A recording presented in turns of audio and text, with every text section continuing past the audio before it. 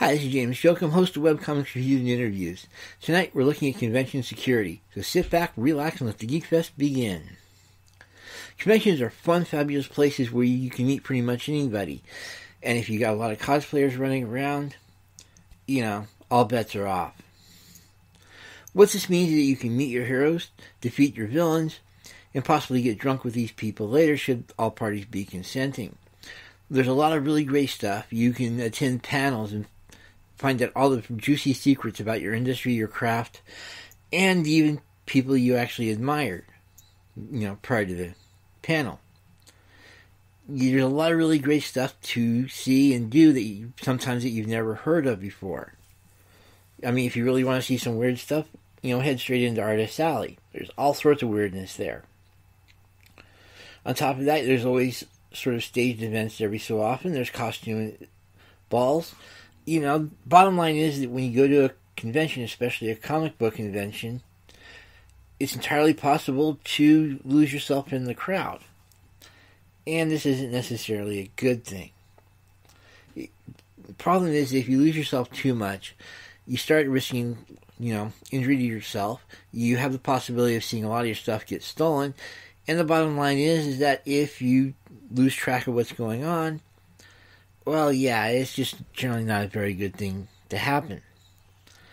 So part of this is that we're basically trying to raise your awareness just a little bit. I mean, if you're not paranoid already, we're going to hope to instill a little bit into you. And that's sort of the catchphrase tonight. A little paranoia is a good thing. A lot of paranoia, on the other hand, tends to lead to a lot of therapy sessions. So, when we're talking about paranoia and personal security and all that, realize that you've got to find that cute little sweet spot between the two. You don't want to be too paranoid, or you're just simply going to waste time going into a convention to have fun. It just isn't going to happen. You're going to be too worried about everything going on, every little detail. You're going to hear sounds, you're going to see things, and it's going to freak you out. And in a lot of these conventions where you've got cosplayers doing some of the weirdest costumes and variants on established characters and so on and so forth, it's just, there's a lot to freak out about if you let your imagination go wild. So, I mean, straight up, you have death gods running around. If you ever paranoid, and you see a death god coming at you, yeah, you're going to freak out, and perfectly legitimately so. Obviously, you don't want to be that person. So, you want to basically start learning how to get a little bit paranoid, and just paranoid to save your bacon. Tonight, we're going to work on that a little bit. We're going to basically work on things you can do before you leave the convention to up your security factor. Stuff you can do at the convention, and of course, stuff you can do when you're away from the convention center. Yeah, we're actually going to be looking at bar security. Go figure. For artists, we're also going to be looking at stuff you can do at Artist Alley to secure your belongings. Or more accurately, the stuff you're trying to sell. Nobody wants to go to Artist Alley and end up giving a lot more stuff away than they really wanted to. And of course, in this case we're talking about, they're not exactly giving it away. So, have some fun. If you're going to a convention, you just want to relax, you want to let your hair out, and you want to have some serious fun out there. So, like you said, a little paranoia is a good thing. Let's see what we can do about developing that little bit of paranoia without making it into full-blown, oh my gosh, I need therapy type of paranoia. Okay? Okay, before you leave the house, there's a few things you want to do. The first thing you want to do is take a few basic self-defense classes. I mean, this is always a good recommendation in and of itself, but keep in mind that we're not talking, go out and get a black belt. We're talking just make sure you know how to hit and kick, know where to hit and kick, and know when to run. Because straight up, a lot of your people who just take, who have absolutely no clue about self-defense, those are pretty much the three biggies. A lot of people don't know when to run, and therefore tend to get into a lot more trouble than they should. It's just, I don't know how to make this point further. 9 times out of 10, you need to run. You need to basically say, screw it, I don't care what's going on here, I'm out, and just leave it at that. Deal with the repercussions later. I mean, that's sort of what pretty much any action-adventure movie teaches all the civilians. Ignore what the hero does here. You're a civilian. Get out of there. Okay? You're also going to want to know where to hit and kick, and actually how to hit and kick.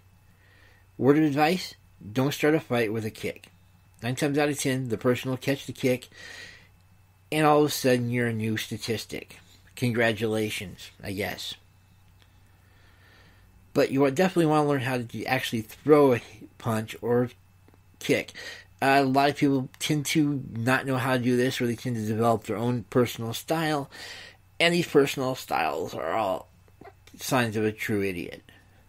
You know, I've got one person who developed a punch that, makes them immune to judo throws. The only problem is that these judo throw immune punches don't end up actually doing any damage when they actually contact someone. Because, in order to be judo immune, you can't have any force attached to your punch. And if you don't have any force attached to your punch, yeah, it's pretty much a waste of a gesture. At that point, why did you even stick around? So, you definitely want to take some sort of self-defense class. I can't recommend that enough. Plus, it makes you a little more confident when you start dealing with some situations. And definitely don't get confident to the point of cockiness. I don't care how skilled a fighter you are. It's sort of an interesting, little thing. There's a direct proportion to the odds of you losing and how cocky you are, no matter how skilled you are. Just something to keep in mind. You're also going to want to have a map of the convention center, and if you're not staying at the convention center, from the convention center to wherever you are staying. I cannot stress this enough. If you can get a paper map, great. Print out a copy before you head out and make sure that it's on your person at all times. Great. If you have to put it in your cell phone, make sure you've got it into your, your photography files. You want to have access to this map at any particular time. I mean, straight up, if you have to go into the bottom layer of a convention center where there's no phone reception, and all of a sudden you're relying on the phone reception in order to get a map to get you to safety, yeah, you're pretty much screwed. If I have to point out the problem of being in a maze without having some sort of map, please look up the Mess of Theseus.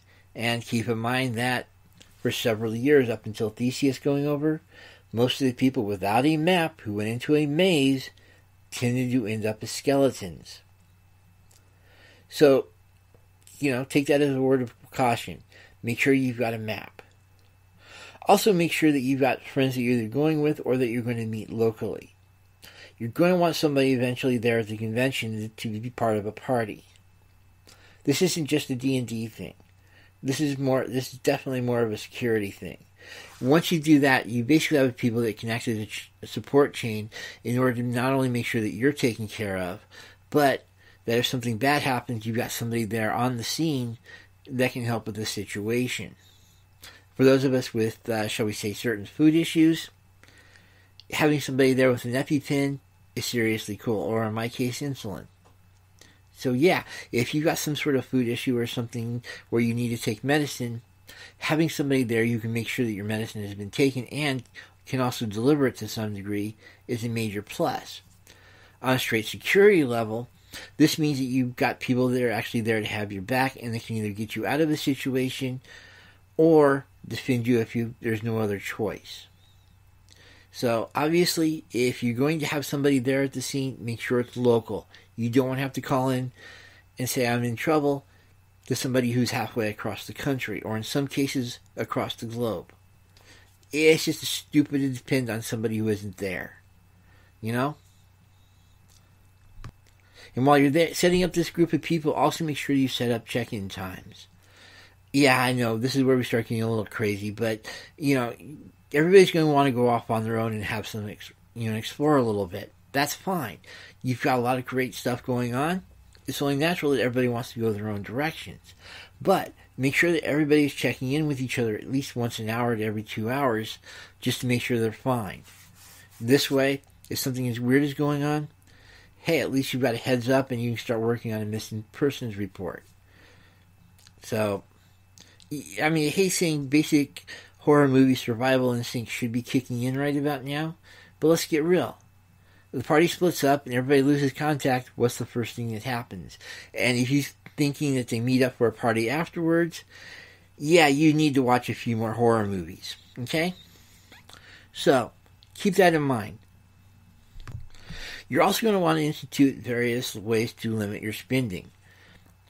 It's just straight up. You don't want to be taking a huge amount of cash, especially dollar bills, into a convention floor.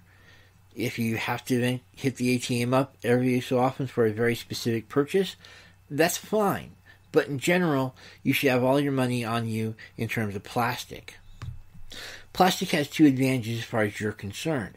The first is that, well, obviously, if the cards get lost, or otherwise you know they've been stolen, you can report them immediately, and you're not going to be losing any more money than it took for you to get to an actual phone. You know, especially if you got a cell phone on hand or you're working with somebody else. Hey, you've all of a sudden saved yourself a lot of money. The second is that they tend to record transactions. That is, if you're dealing with a straight money thing, yeah, you've got the receipt, but you don't have an actual way of tracking the transaction itself. And sometimes tracking those transactions can be major killer, especially if your company that you're dealing with has some sort of guarantee, in fact, like if you aren't happy with a particular product, you can return that product or get the money back for it. That's a major advantage when you're dealing with plastic. If nothing else, this means you might want to go out and grab a Visa gift card or MasterCard's gift card or whatever. A lot of the major credit card companies do have plastic available that's set up as gift cards, and you just put as much on the gift card as you want. The neat thing is that by setting up the gift card, you're automatically putting a limit on how much you're going to be spending at the convention. So right off the bat, you know how much you're probably going to lose, and probably a little bit extra depending on the person. While you're setting up a budget and determining how much you actually want to put on the card, keep in mind that this is probably going to have to pay for all your food and drinks. And if you're dealing with a 3-day trip, that means not only are you having to get the food and drink to and from the convention, but also probably about the equivalent of about 9 meals while you're there. Keep that in mind when you're setting up your budget. Also allow for some incidentals. Women, you know what I'm talking about. If I have to go into the objects that you don't want your boyfriend to know about and the boyfriend does not want to purchase, yeah, you know what I'm talking about, incidentals. Guys, you know what I'm talking about, especially if you are heavy into hair care products. But just trying to point out that you have to allow for your budget to carry a lot of small things as you're going along. So allow for that and you should be a happy camper. And like I said, use as much plastic as you possibly can. They're great if you lose them, or especially if you get stolen. You know? You're going to quickly find out, by the way, that lanyards are your friends. You know, those really nifty things that hang around your neck. Because there's a lot of stuff you can do with them in order to secure your own personal security. You can put your phones, for example, on them, as well as you can actually buy pouches if they're not already hooked into your lanyard. You can buy the pouches that hook onto your lanyard that you can put stuff into. This, of course, means that if you happen to be wearing something a little bit loose, you can put the stuff inside the clothing, like a sweatshirt or a sweater or even a loose jacket. It's just straight up. If you can get access to a lanyard, especially in a couple of pouches for that, and if you can secure your phone onto your lanyard, straight up, it's arguably one of the best little security hacks in the world. Oh, and the reason I'm pointing out the pouches idea is that a lot of companies will have their IDs put into a pouch and then put the pouch on the lanyard. Well, you can do the same and put all your credit card, all your money, and all that onto your lanyard. And at that point, you know exactly where it is. It's hard to steal. And, you basically you can even hide it to some degree. It's not really that hard to deal with. Also, if you have anything with a strap, I'm a photographer. My camera has a great strap. If you have bags, purses, whatever, make sure that they all have really nice thick straps that are hard to break. Some people will suggest going with a breakaway strap. Unfortunately, a lot of these breakaway straps, well, they tend to break away before you need them to break away. So if you get, it's entirely possible for you to lose whatever it is you're trying to carry before, without somebody actually having to steal it. In other words, you get into a crowd, you get jostled, you've lost your bag. So, really debate breakaway straps. They're really great in an emergency, especially if you need to, you've got this big, huge robber on your butt. Yeah, in that case, a breakaway is a great thing, trust me. But generally, you want a nice, thick strap. So, these are just little things. Oh, yeah. And I know the guys know what I'm talking about, but you need to master the triple pat. A triple pat is essentially where you basically check out to make sure where your phone is, where your wallet is, or in this case your lanyard, I hope, and your key. Obviously, you can put all three of these onto your lanyard and it becomes a one pat. But if you don't do the lanyard, you definitely want to do a triple pat. Like I said, you want to know where your cell phone is, you want to know where your keys are, and you want to know where your wallet is. A triple pat does this in a matter of like 2 seconds. So, if at the very least, make sure you've learned how to do that. Trust me, if you don't know what I'm talking about and how cool this is, ask any guy you know.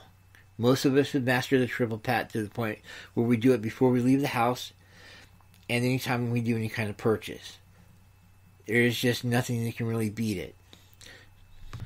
Man, have I got some words for cosplayers and those with weapons. Alright, so you've designed this really cool costume. You want to basically demonstrate it out on the convention floor, possibly go to a costume ball or even a costume contest and, just wow everybody because you got something really cool for your social media page. Cool. The only question is, does it meet certain security issues? First off, you want to make sure it's loose fitting. And notice that that's two separate words that you need to look into. Loose and fitting. You don't want too much tight because if it's too tight, it's going to restrict your ability to move.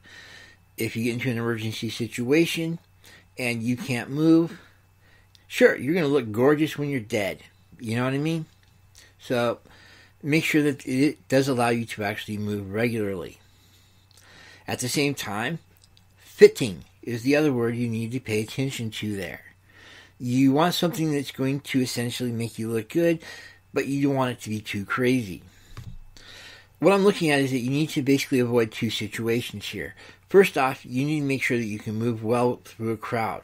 If your cosplay has something that's going to inhibit that, for example, a really long train, that really long thing at the bottom of a wedding dress? Yeah, if you got some sort of train on your costume, yeah, you're not going to be very popular. Plus, that train is going to be easy to not only trip other people and cause accidents, but once those people trip and slip on that train, you're screwed too, especially if you're wearing high heels. We'll get back to high heels in a moment. This also includes if you have really long robe sleeves or pretty much anything that goes past a few inches past your body. I hate going into Edna mode? I hate it when they do weird names like that. But remember Edna's word of advice. No capes. Straight up. If you can avoid a cape, so much the better. There's a reason you tend to see a lot of people in body armor and ninja outfits and so on and so forth. This is because those capes that look so incredibly gorgeous in the comic books and so great, yes, Spawn, we're looking at you and your gorgeousness. But they suck in real life because not only do they provide a way for somebody to actually grab you and to restrain you against your will and do pretty much anything they want to at that point, they also create the potential for accidents around you. Remember what I said about the train? Yeah, if you're running around with a Spawn-type cape, people will not like you. Especially if they've seen the movie. But the bottom line here is try to avoid anything that's not loose-fitting, Try to keep it close, but make sure you can move in it, and make sure that it doesn't have the potential to trip other people up. Also, make sure that any kind of face mask you wear does not obscure your vision. You want to have a full range of vision around you. And yeah, let's get real. There's a lot of characters who have some incredibly great headgear, but it doesn't work so great in real life. For those of you who love Cyclops, hey, I love the fact that the guy can calculate angles on the fly. Great guy, but that visor of his sucks if you're in a situation where you need to have an idea what's going on around you. The domino mask is arguably about as good as you're going to get. If you can find a character with a domino mask, emulate them. But the bottom line here is, whenever you choose your face, your face gear, whatever it ends up being, I don't care if you're looking at Bane or if you're looking at Cyclops, make sure that you have a full, unrestricted field of vision. It's a minor thing, yeah, I know, but it's just, something to keep in mind. You're going to want to avoid straps. I know this is silly, and I know there's a lot of anime characters who have straps, and you want to emulate that, especially if you have some sort of weird BDSM fetish going on. That's fine in the club. However, at a convention, well, all of a sudden those straps are easy to catch on to, they're easy to snag, and anything I've said about capes applies triple to straps, because the cape can be used against you, but let's get real, you can do a tearaway cape. The tape's only going to suspend you in one area, and that's the back of your neck. Straps will actually be able to restrain an entire limb. Top of that, a lot of these are pretty durable. So, somebody grabs a strap, they've taken out that limb, plus they've kept you there for at least an extra second or two. So straps may look good, but, try to limit them as much as possible. Oh yeah, and let's take care of a pin. High heels, do not wear them. Wear flats instead. They look great. In fact, that's the entire point of a good pair of heels, is to make your legs look a lot longer and therefore a lot more attractive. That's cool if you're going out to a ball. But if you're actually trying to impress somebody and all of a sudden you've got to walk towards them, well, see, one of the bad things about heels, and anybody who knows about heels knows it, is that they're a balancing act. Yeah, you can get to the point where the balancing act is instinctive, that's fine. But even if you've got that balancing act, heels are not exactly what we call a speed-based footwear. You get into a trouble situation, and all of a sudden you've got to not only watch where your heels are going, because that nice little spike at the end can get caught in pretty much anything and everything. And trust me, 9 times out of 10, it will. Worse than that, you basically can't really move all that fast in a pair of heels. Like I said, they're not speed-based footwear. You're not going to be able to run in heels no matter how agile you think you are. And let's get real, some of us even run on the tips of our feet. If you ever watch track stars going at it, you notice really quick that they tend to land a lot on the tippy toes. And yeah, if you're a ballet dancer, sure, you can make the argument that this doesn't apply to you, but trust me, you get into a situation where you're trying to run, yeah, those heels aren't going to save you. Again, think horror movie logic. It's going to save you in this situation. Now, you're thinking obviously that if I'm thinking self-defense, I'm going to say go for weapons, right? No. Top 5 problems with weapons are, 1, not everybody is trained in them. 2, not all of these weapons that you see in cosplay are really great in a combat situation. Yeah, that big, huge anime blade that you really love in all the cute anime that does, ridiculous amounts of damage. Yeah, you can't wield that thing in combat, trust me. I mean, I am one of those people that can wield a claymore. Yeah, that 6-foot Irish sword, I can wield that thing one-handed, and I would have a problem with some of these anime combat blades. So, don't go after the anime blade. There's a lot of weapons that look really cool, but they're pretty much useless. Another problem, the number 3 on the list, so to speak, is that these weapons are usually made out of foam or some other type of material in order to make sure that they're actually legal for the convention. You go into a situation with a foam blade, I don't care what's underneath it, you're pretty much screwed. You're not going to you're going to hit this person as hard as you can with this incredibly impressive blade, and it's going to bounce off them. They're going to look at you and they're going to be ticked or they're going to be laughing at you. And by the time you recover, they're already on top of you, possibly with an actual real weapon. Also, a lot of these weapons tend to be placed so that they're basically costume only. They're basically things like the the dial shield that's strapped to the back. The key there is strapped. If you're able to build this thing on a convention floor, the convention people are not going to be looking happy at you. Yeah, Deadpool sucks. Okay? At least in this situation. Also keep in mind that the weapon you could be depending on could actually be banned by the convention. A lot of conventions nowadays are looking at banning a lot of really beautiful weapons for the sake of safety. And based on what a lot of us have seen people try to pull off with weapons, yeah, you're not going to be able to pull it off. So keep in mind, if it's entirely possible that the weapon you're thinking about using is banned by the very convention you're trying to go to. A minor issue, sure, but... And last but not least is the expense factor. Straight up, you've probably paid a couple $100s in order to get your weapon there.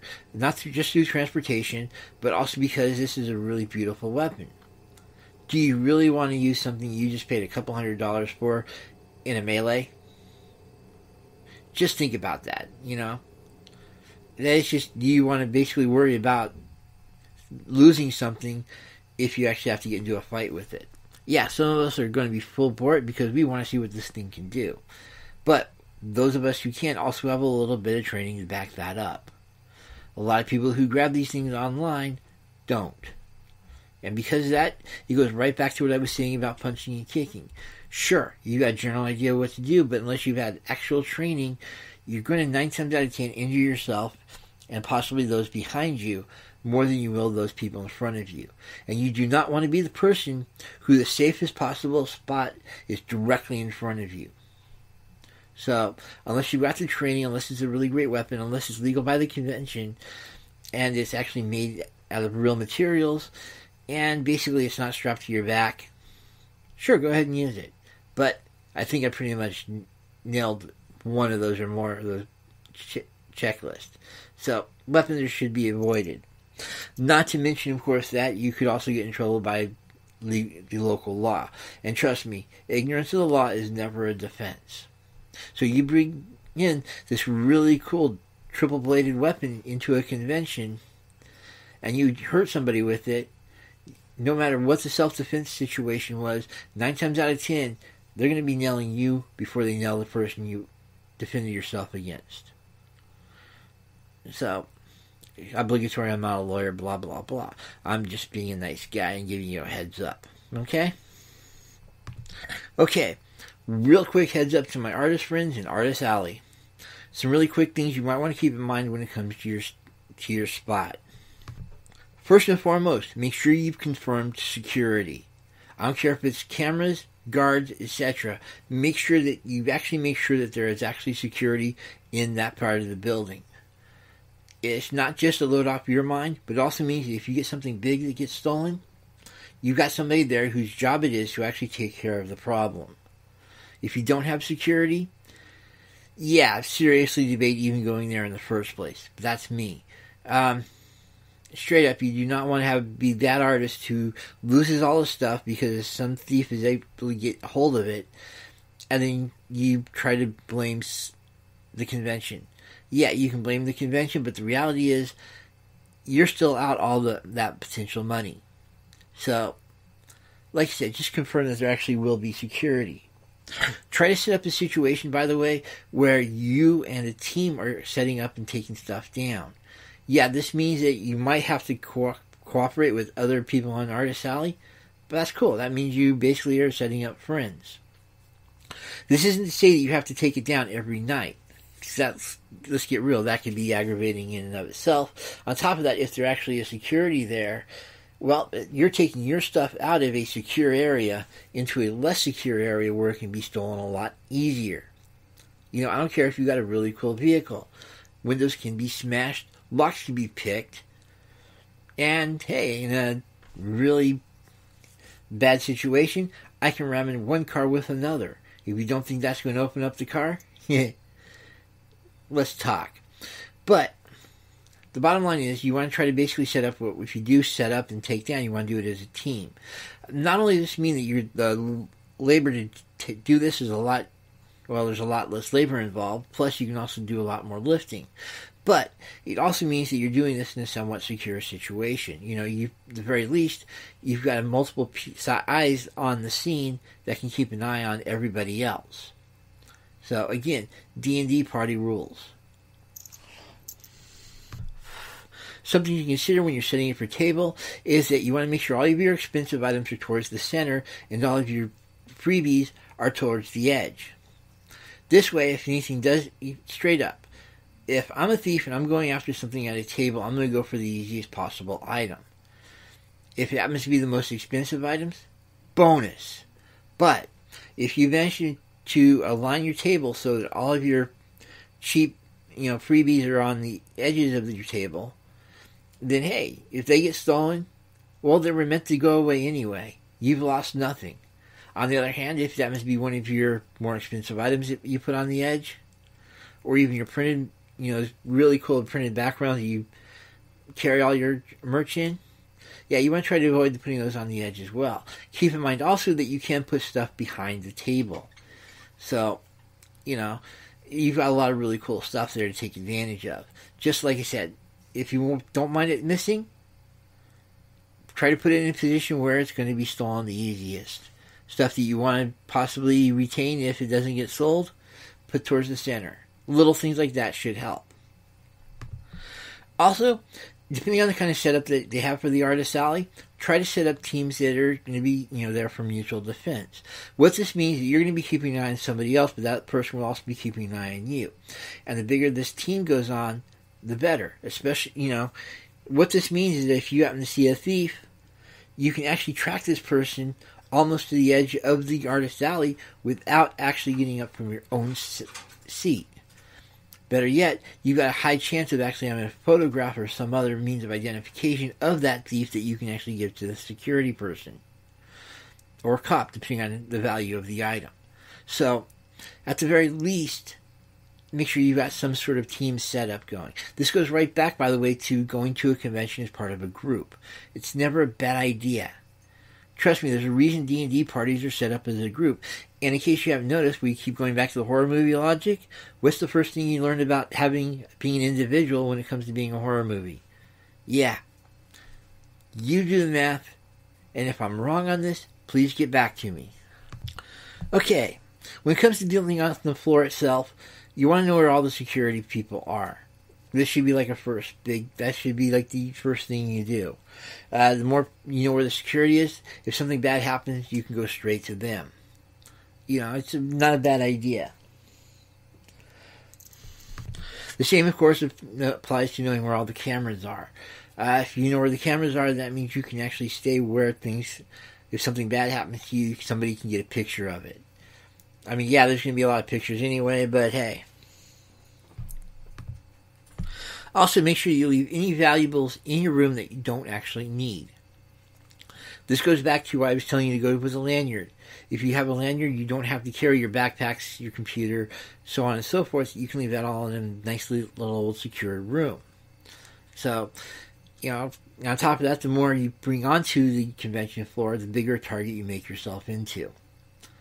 If you're already possibly walking around in a ridiculously expensive costume, it doesn't make sense to add even more things that can be easily stolen.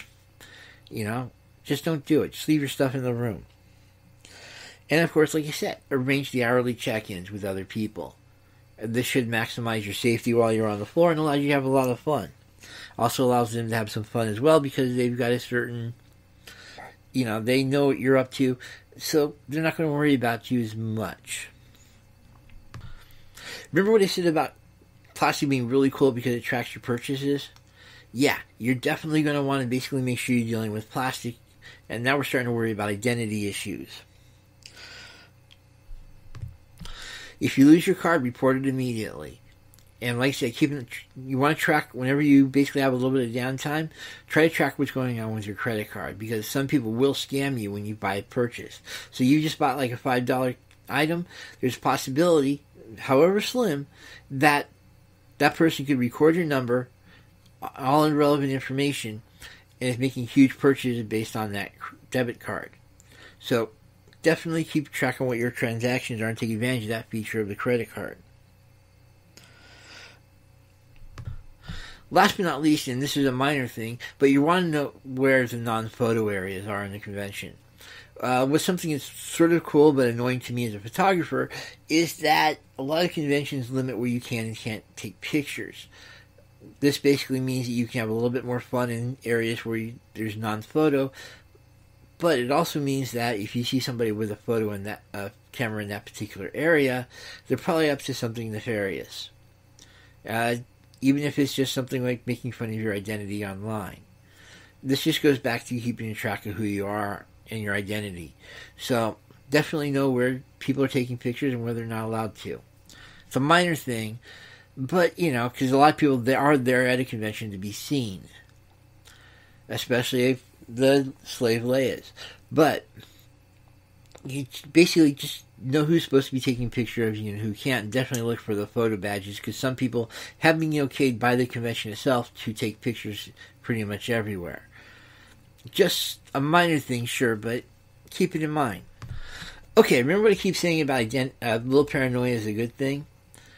Yeah, when it comes to your food, you're going to want a lot of paranoia, because a lot of people can hand you something, or more accurately, can spike something, hand it to you, and all of a sudden it's in your system, and it's possibly something you don't want in there. Roofies are the obvious example, psychedelic drugs are another. And in an age of CBD oil going everywhere, yeah, you're going to want to know if there's been edibles in there, especially if your business happens to test regularly for drugs, So, if you didn't see it made, don't accept it. This is obviously the first big line. If you have no idea what's in the food and you didn't see them actually make it, you didn't order it, you didn't see them make it, and somebody just hands you something, yeah, your paranoia should be going off the charts. Obviously, you're never going to want to accept food from strangers.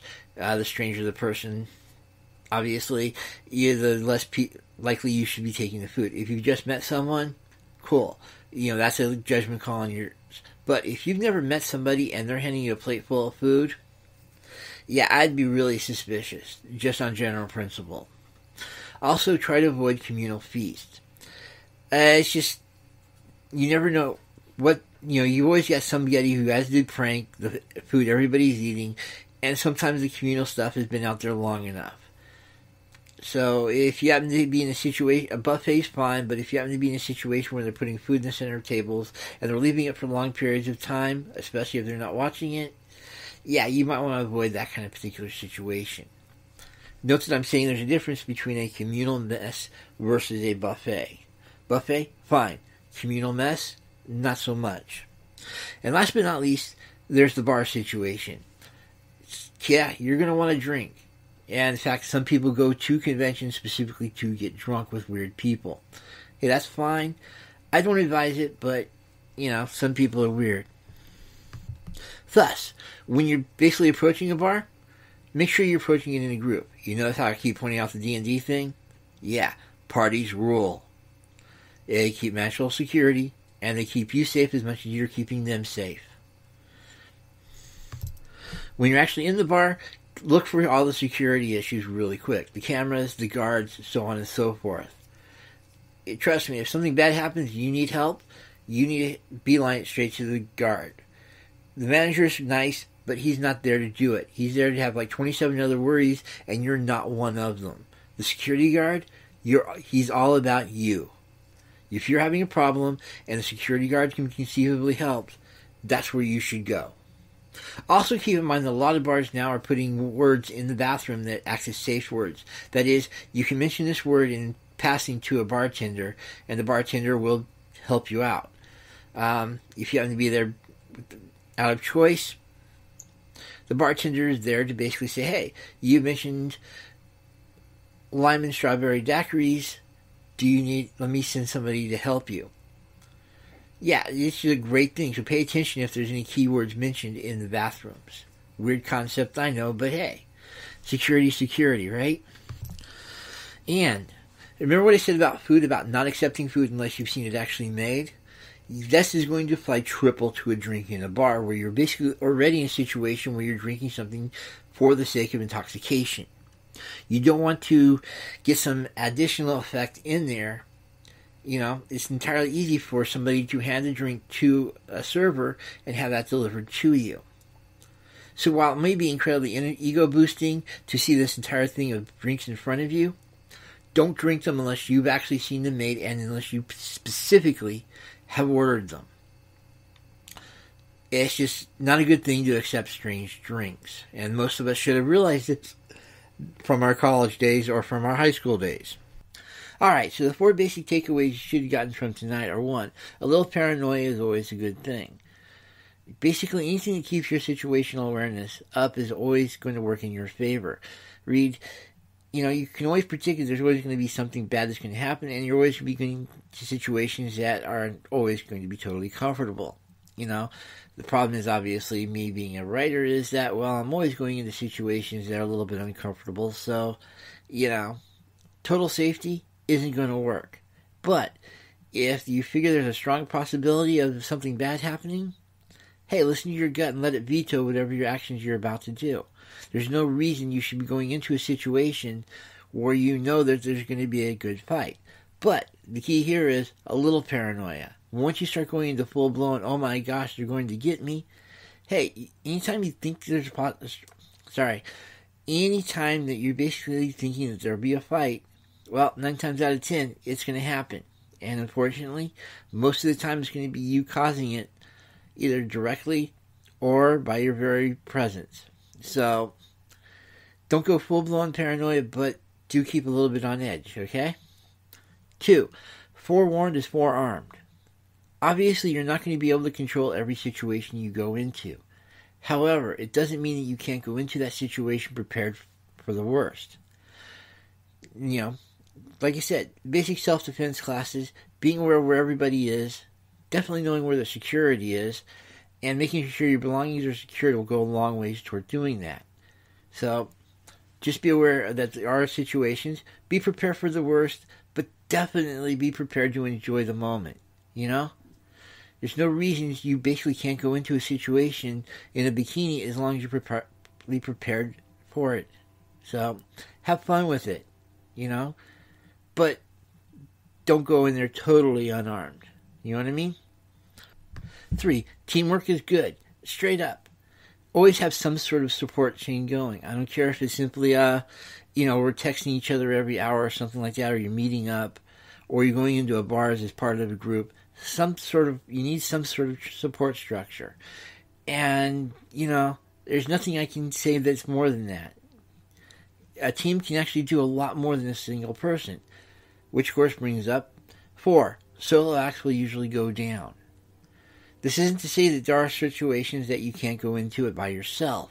However, if you're talking about a situation that you're reasonably unaware of, that you've not been in before, something is going to happen to you, and it's just a matter of time. So this isn't trying to be a Debbie Downer here. It's just going into it with a support structure means that even if all of you are totally strangers to the situation, you'll have a much better chance of getting out of there and enjoying it if you go in it as a team rather than as a solo act. So, have fun. Don't get me wrong, but be prepared for the worst case scenario. That said, first off, keep in mind that there is a Facebook group for webcomics reviews and interviews. If you want to start being a little bit more caught up in what's going on, hey, definitely join the group. 2, patreon.com/2sparrows, TWO, sparrows. If you want to help support the show, please stop by and contribute a little bit. You get some really nice stuff, and you get some mini blogs that I think are well worth the time. Also, don't forget there actually is a blog that I'm actually trying to get going on doing show notes on. WCRI podcast.info. That said, have some fun. Be prepared for the worst, but be prepared to have a lot of fun. So have a good evening, and I'll talk to you later.